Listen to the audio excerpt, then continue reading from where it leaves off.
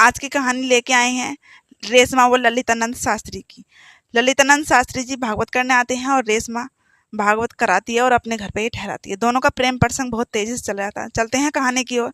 मैं आपकी अपनी लकी पूनम, मैं आपके लिए एक सच्ची घटना लेके आई हूँ। चलते हैं कहानी की ओर। ये घटना है दोस्तों हरियाणा फरीदाबाद की। बताया जा रहा है कि रेशमा और शांति दोनों सास बहू थी। रेशमा की शादी को ओनली 2 साल हुए थे। रेशमा के जो घर वाले थे यानी कि पति थे, वो बाहर जॉब करते हैं। जॉब करते करते वो घर पे दूसरे तीसरे महीने में घर आते हैं। रेशमा अकेली घर पे रहती है।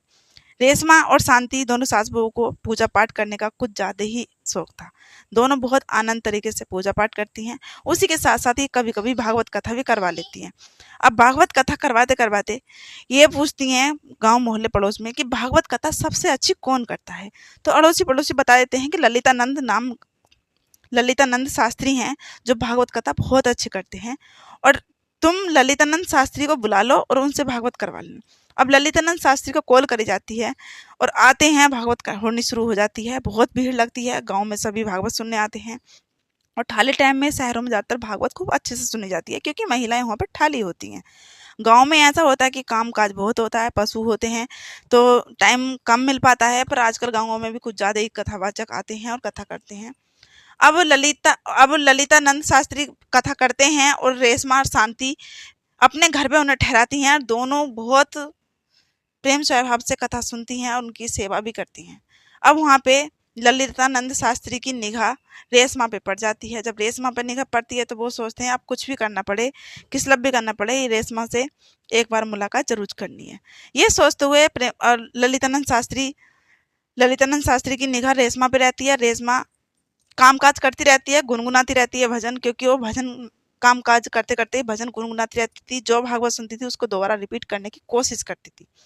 यहीं एक कमरे में ललितानंद शास्त्री रहते थे, दूसरे कमरे में ललिता रहती थी और ललिता की सासू माँ तीसरे कमरे में रहती थी। यानी कि सब अलग अलग रहते थे। छोटा सा घर था पर घर में कमरे कई थे, आंगन बीच में कम था।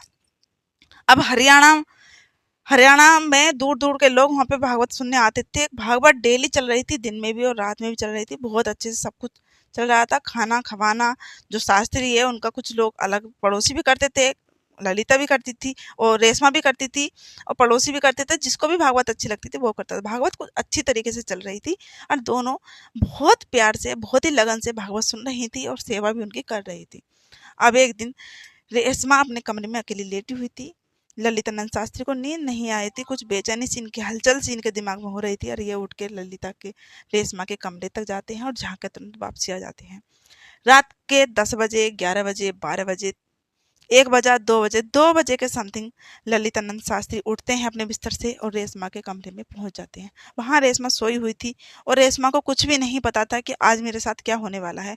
वहीं रेशमा के पास जब पहुंचते हैं, जाकर बहुत आसान चुपचाप से लेट जाते हैं। रेशमा देखती है कि मेरे पास कौन है, आप क्यों आए हैं मेरे कमरे में। तो शास्त्री बोलते हैं कि मैं बस ऐसे यूं ही आ गया, मेरा मन नहीं लग रहा था अपने कमरे में तो मैं आपके पास आ गया। चाहो तो कुछ मुझसे पूछ सकती हो। अब रेशमा यहाँ पर डर जाती है, बोलती है कि मैं अपनी सास शांति को बुलाती हूँ। वो बोलता नहीं नहीं मैं कुछ नहीं करने वाला, आप डरो मत ना, मैं बस मेरे को नींद नहीं आ रही थी मुझे तो मैं आपके पास चला आया। अब आप बताइए मैं क्या कर सकता हूँ। यहाँ पे रेशमा बहुत डर रही थी, पर रेशमा की डरने की वजह से वो उस टाइम चुप लेटा हुआ था। बोल रहा था कि मैं कुछ नहीं करूंगा, आप डरो मत। रेशमा लेटी रही। रेशमा की जरा आंख लगी और रेशमा पे हाथ चलाना शुरू कर देता है। जगह जगह रेशमा के हाथ लगाता है। रेशमा किल्ली काटती है और शोर करते करते रेशमा बोलती है कि सासू माँ इधर आओ। पर सासू माँ कहाँ, सासू माँ सोई हुई थी अभी दूसरे रूम में। सासू माँ को एकदम से आवाज़ नहीं पहुंची और फैन चलते हैं आजकल तो जब रेशमा की सास को शांति को आवाज़ नहीं पहुंची, रेशमा वहाँ पर चीखती रही। रेशमा से बोलता है शास्त्री कि मर्डर कर दूंगा, कत्ल कर दूंगा, चाकू से काट करके सुबह तक तो किसी को पता भी नहीं होने दूंगा। यदि या तो चुप रहो, मैं भागवत करता हूँ, मेरे यहाँ पे बहुत फैन है, मेरे बहुत सेवाकारी हैं। यदि आपने शोर मचाया तो मैं बहुत कुछ कर दूंगा, तुमको मार दूंगा, दुनिया से खत्म कर दूंगा, वरना चुप रहना, कुछ भी मत बोलना। वो सब करने के बाद वो अपनी हवा से मिटाने के चक्कर में उसके साथ कुछ भी करने तैयार था, यानी कि क्राइम भी करने तैयार था।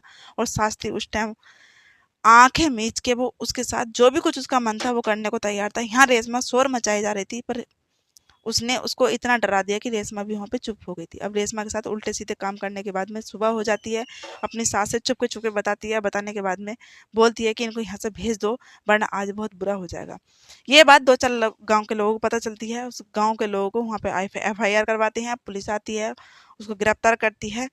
दोस्तों, इस कहानी में बस यही है कि अब गाँव-गाँव जो भागवत कथाएँ होती हैं, कोई भी शरीफ नहीं है आज की डेट में। मैं अपने मन से बोल रही हूँ, क्योंकि मैंने भी कुछ लोगों को भागवत करते हुए देखा है।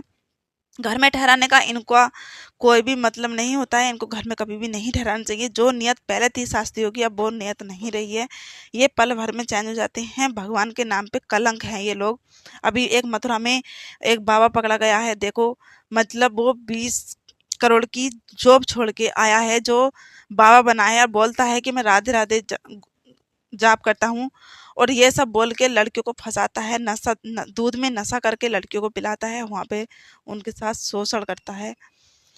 और तो सभी से बस मेरी यही गुजारिश है, उनने इतना बुरा शोषण किया है, अब बस उसको फांसी होनी चाहिए, जो मथुरा में अभी पकड़ा गया है एक बाबा।